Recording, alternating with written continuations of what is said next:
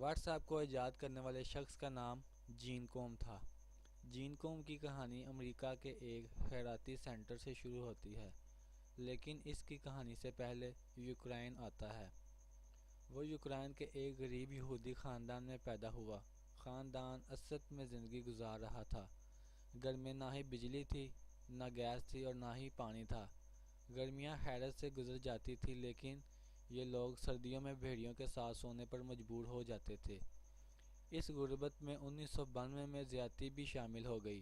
Ukraine میں یہودیوں پر ایک بار پھر ظلم شروع ہو گیا۔ والدہ نے نقل مکانی کا فیصلہ کیا، لیکن والد نے وطن چھوڑنے سے انکار کر دیا۔ ماں نے بیٹے کا ہاتھ تھاما، اٹیچی کیس میں بیٹے کی کتابیں پڑھیں اور یہ دونوں امریکہ آ گئے۔ کیلیفورنیا ان کا نیا ملک تھا۔ امریکہ میں ان کے پاس مکان تھا، نہ ہی روزگار تھا اور نہ ہی کھانے پینے کا سامان۔ یہ دونوں ماں بیٹا مکمل طور پر خیرات کے سہارے چل رہے تھے۔ امریکہ میں فوڈ سٹیمپ کے نام سے ایک فلاحی سلسلہ چل رہا ہے۔ حکومت انتہائی غربت لوگوں کو کھانے پینے کی اشیاء خریدنے کے لیے فوڈ سٹیمپ دیتی ہے۔ یہ سٹیمپ امریکی خیرات ہوتی ہے۔ یہ لوگ اتنے غریب تھے کہ زندگی بچانے کے لیے خیرات لینے پر مجبور تھے۔ جین کوم کے پاس پڑھائی کے علاوہ کوئی چارہ نہ تھا۔ یہ پڑھنے لگا۔ وقت گزرنے کے ساتھ ساتھ پڑھائی مہنگی ہونے لگی۔ فوڈ سٹیمپ میں گزارا مشکل ہو گیا۔ جین کوم نے پارٹ ٹائم نوکری تلاش کی۔ خوش قسمتی سے اسے ایک گروسری سٹور میں سویپر کی ملازمت مل گئی۔ سٹور کے فرش سے لے کر باتھ روم اور دروازے کھڑکیاں سے لے کر سڑک تک صفائی اسی کی ذمہ داری تھی۔ وہ برسوں یہ ذمہ داری نبھاتا رہا۔ وہ 18 سال کی عمر میں کمپیوٹر پروگرامنگ کے خبط میں مبتلا ہو گیا۔ یہ شوق اسے سین جوس اسٹیٹ یونیورسٹی میں لے گیا۔ وہ 1997 میں یاہو میں بھرتی ہو گیا اور اس نے 9 سال تک سر نیچے کر کے یاہو میں گزارے۔ 2004 میں فیس بک آئی۔ یہ آہستہ آہستہ مقبول ہوتی چلی گئی۔ یہ 2007 میں دنیا کی بڑی کمپنی بن گئی۔ جین کوم نے فیس بک میں اپلائی کیا، لیکن فیس بک اور اس میں کوئی پوٹینشل نظر نہ آیا۔ یہ نوکری حاصل نہ کر سکا۔ وہ مزید 2 سال یاہو میں رہا۔ آئی فون خریدنا چاہتا تھا، لیکن حالات اجازت نہ دے رہے تھے۔ اس نے تھوڑے تھوڑے پیسے جمع کیے اور نیا آئی فون خرید لیا۔ یہ آئی فون آگے چل کر اس کے لیے سونے کی کان ثابت ہوا۔ جین کوم نے فون استعمال کرتے کرتے سوچا کہ کیوں نہ کوئی ایسی اپلیکیشن بنائی جائے جو فون کا متبادل بھی ہو، جس کے ذریعے ایس ایم ایس بھی کیا جا سکے، تصویر بھی بھجوائی جا سکے، ڈاکومنٹس بھی روانہ کیے جا سکے اور جسے ہیک بھی نہ کیا جا سکے۔ یہ ایک انوکھا آئیڈیا تھا۔ اس نے یہ آئیڈیا اپنے دوست برائن ایکٹن کے ساتھ شیئر کیا۔ یہ دونوں اسی آئیڈیا پر جٹ گئے۔ یہ کام کرتے رہے یہاں تک کہ یہ 2 سال میں ایک طلسماتی اپلیکیشن بنانے میں کامیاب ہو گئے۔ یہ ایپ فروری 2009 میں لانچ ہوئی اور یہ دیکھتے ہی دیکھتے مقبولیت کی حدیں کراس کر گئی۔ یہ ایپ کمیونیکیشن میں انقلاب تھی۔ اس نے پوری دنیا کو جھنجھوڑ کے رکھ دیا۔ یہ اپلیکیشن واٹس ایپ کہلاتی ہے۔ دنیا کے 1 ارب لوگ اس وقت یہ اپلیکیشن استعمال کر رہے ہیں۔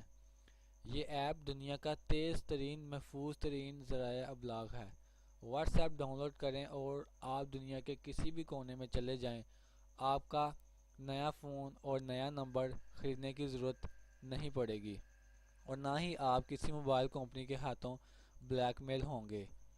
آپ پوری دنیا کے ساتھ رابطے میں رہیں گے۔ جین کوم کو واٹس ایپ نے چند ماہ میں ارب پتی بنا دیا۔ یہ اپلیکیشن اس قدر کامیاب ہوئی کہ دنیا بھر کی کمپنیوں نے اسے خریدنے کے لیے بولی دینا شروع کر دی، لیکن یہ انکار کرتا رہا۔ فروری 2014 میں فیس بک بھی واٹس ایپ کی خریداری کی دوڑ میں شامل ہو گئی۔ فیس بک انتظامیہ نے جب اس سے رابطہ کیا تو اس کی ہنسی نکل گئی۔ اس نے خدا کا شکریہ ادا کیا اور کہکا لگایا اور بولا، یہ وہ ادارہ تھا جس نے مجھے 2007 میں نوکری دینے سے انکار کر دیا تھا۔ وہ دیر تک ہنستا رہا۔ اس نے اس ہنسی کے دوران فیس بک کو ہاں کر دی۔ $19 بلین میں سودا ہو گیا۔ یہ کتنی بڑی رقم ہے، اس کا اندازہ وہ پاکستان کے کل مالیاتی ذخائر سے لگا لیجئے۔ پاکستان کا فارن ایکسچینج اس وقت 22 ارب ڈالر ہے اور پاکستان 70 برسوں میں ان ذخائر تک پہنچا، جبکہ جین قوم نے ایک اپلیکیشن 19 ارب ڈالر میں فروخت کی۔ جین قوم نے فیس بک کے ساتھ سودے میں صرف ایک شرط رکھی، وہ فوڈ سٹیمپ دینے والے خیراتی ادارے کے ویٹنگ روم میں بیٹھ کر دستخط کرے گا۔ فیس بک انتظامیہ کے لیے یہ شرط عجیب تھی۔ یہ لوگ یہ معاہدہ اپنے دفتر یا کسی آفس میں کرنا چاہتے تھے، لیکن وہ ڈٹ گیا، یہاں تک کہ فیس بک اس کی ضد کے سامنے پسپائی اختیار کرنے پر مجبور ہو گئی۔ ایک تاریخ طے ہوئی، فیس بک کے لوگ فلاحی سینٹر پہنچے۔ وہ ویٹنگ روم کے آخری کونے کی آخری کرسی پر بیٹھا انتظار کر رہا تھا اور رو رہا تھا۔ وہ کیوں نہ روتا؟ یہ وہ سینٹر تھا جس کے اس کونے کی اس آخری کرسی پر بیٹھ کر وہ اور اس کی ماں گھنٹوں فوڈ سٹیمپ کا انتظار کرتے تھے۔ یہ دونوں کئی بار بھوکے پیٹ یہاں آئے اور شام تک بھوکے پیاسے بیٹھے رہے۔ ویٹنگ روم میں بیٹھنا اذیت ناک تھا، لیکن اس کی بڑی اذیت کھڑکی میں بیٹھی خاتون تھی۔ وہ خاتون ہر بار نفرت سے ان کی طرف دیکھتی تھی، طنزیہ مسکراتی اور پوچھتی تھی، تم لوگ کب تک خیرات لیتے رہو گے؟ تم کام کیوں نہیں کرتے؟ یہ بات سیدھی ان کے دل میں اتر جاتی تھی، لیکن یہ لوگ خاموش کھڑے رہتے تھے۔ خاتون انہیں سلپ دیتی تھی، ماں کاغذ پر دستخط کرتی تھی اور یہ لوگ آنکھیں بوجھتے ہوئے واپس چلے جاتے تھے۔ وہ برسوں اس عمل سے گزرتا رہا، چنانچہ جب کامیابی ملی تو اس نے اپنی زندگی کی سب سے بڑی کامیابی اسی ویٹنگ روم میں منانے کا فیصلہ کیا۔ اس نے 19 بلین ڈالر کی ڈیل پر فوڈ سٹیمپ کے انتظار میں بیٹھے لوگوں کے درمیان بیٹھ کر دستخط کیے، چیک لیا اور سیدھا کاؤنٹر پر چلا گیا۔ فوڈ سٹیمپ دینے والی وہی خاتون آج بھی وہاں موجود تھی۔ جین نے 19 بلین ڈالر کا چیک اس کے سامنے لہرایا اور ہنس کر کہا، "آئی گاٹ اے جاب"، اور سینٹر سے باہر نکل گیا۔ یہ ایک غریب امریکی عزم و ہمت کی انوکھی داستان ہے۔ یہ داستان ثابت کرتی ہے کہ اگر آپ ڈٹے رہیں، محنت کرتے رہیں اور ہمت قائم رکھیں تو اللہ تعالیٰ آپ کے لیے کامیابی کے دروازے کھولتا چلا جاتا ہے۔ جین قوم نے وطن چھوڑا، والد نے ساتھ جانے سے انکار کیا اور وہ بیچارہ بیٹے اور بیوی کی صورت کو ترستا ہوا 1997 میں یوکرائن میں انتقال کر گیا۔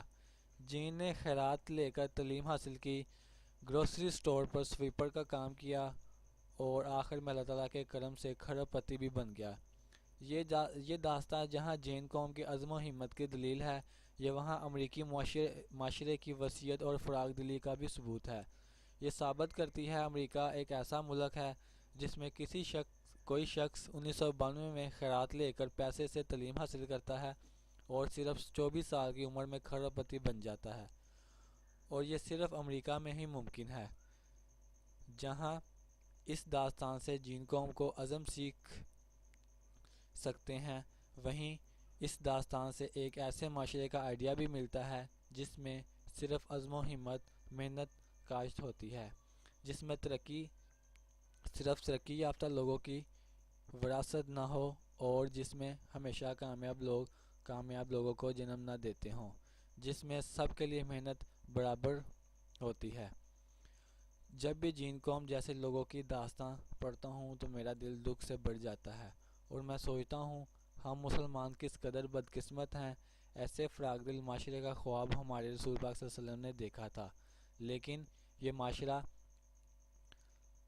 ٹرمپ جیسے لوگوں کے حصے میں آیا۔ ہم مسلمان ایسے معاشرے میں کب پیدا ہوں گے اور کب ایسا معاشرہ بنائیں گے؟ ہم اپنے پیارے رسول صلی اللہ علیہ وسلم کی خواہش کب پوری کریں گے؟ ہمارے معاشرے میں جین قوم جیسے لوگ پیدا ہوں گے؟ ہم کب 19 ملین ڈالر کی پہلی اپلیکیشن بنائیں گے؟ دوستو، یہ تھی واٹس ایپ ایجاد کرنے والے کی کہانی۔ میں امید کرتا ہوں آپ کو میری یہ کہانی پسند آئی ہوگی۔ دوستو، اگر آپ کو یہ کہانی پسند ہے تو اس چینل کو سبسکرائب کریں اور اس ویڈیو کو دوستوں کے ساتھ شیئر کریں۔ ملتے ہیں اگلی ویڈیو کے ساتھ۔ اللہ حافظ۔